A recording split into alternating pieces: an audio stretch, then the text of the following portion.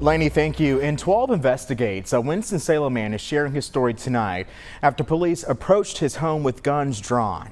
He says he was put in handcuffs and let go after officers realized they had the wrong guy. Our Sarah Sowers joins us in studio, and she has this exclusive interview and the demand for answers tonight. Sarah. Jahtai Fluitt says he, his brother, and his uncle were all placed in handcuffs after Winston-Salem police officers approached their front door on Tuesday. Officers told them they were looking for D'Lo, a man Fluitt says he's never heard of.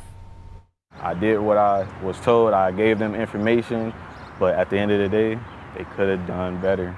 Fluitt says he just moved to Piedmont Circle 5 months ago and doesn't know any of his neighbors. But on Tuesday, his Winston-Salem home became the focus of the neighborhood as police surrounded it. What the hell is going on? What is going on? Fluitt says he realized multiple cars were swarming his house and started this recording on his phone. He said in a split second after realizing they were police outside, their guns were drawn to him.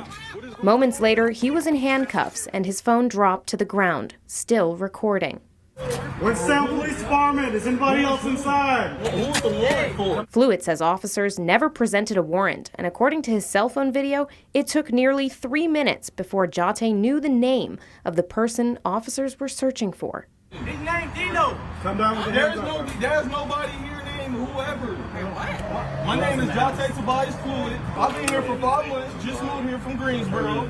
There are at least 3 instances heard in the cell phone video in which Fluitt and his family members say D'Lo is not there. So I need some clarification, sir. 12 Investigates has reached out to Winston-Salem police for that as well. We asked if this is in relation to the homicide investigation involving D'Angelo Scales. He was arrested just a day after police came to Fluitt's home. That arrest happened just minutes away from Fluitt and is all connected to the May murder of 32-year-old Alex Saunders. Y'all ran down on the whole house. Y'all wrong at the end of the day. Fluitt says he and his family members fully cooperated with police and tried to stay calm, but he still thinks about what might have happened if they hadn't. I would have gave you the right to search, but it's the way that they did it. They could have done it a different way. It could have ended badly with the kids, with us. Fluitt says he never got an apology from the police after the jarring incident. The Winston-Salem Police Department sent 12 Investigates a statement regarding the incident, saying they were following the law. They added in part, quote, officers were at the address conducting a follow-up investigation to a homicide, and that if there are concerns about how the questioning went down, people can reach out to the Professional Standards Division directly. Sarah Sowers, WXII 12 News.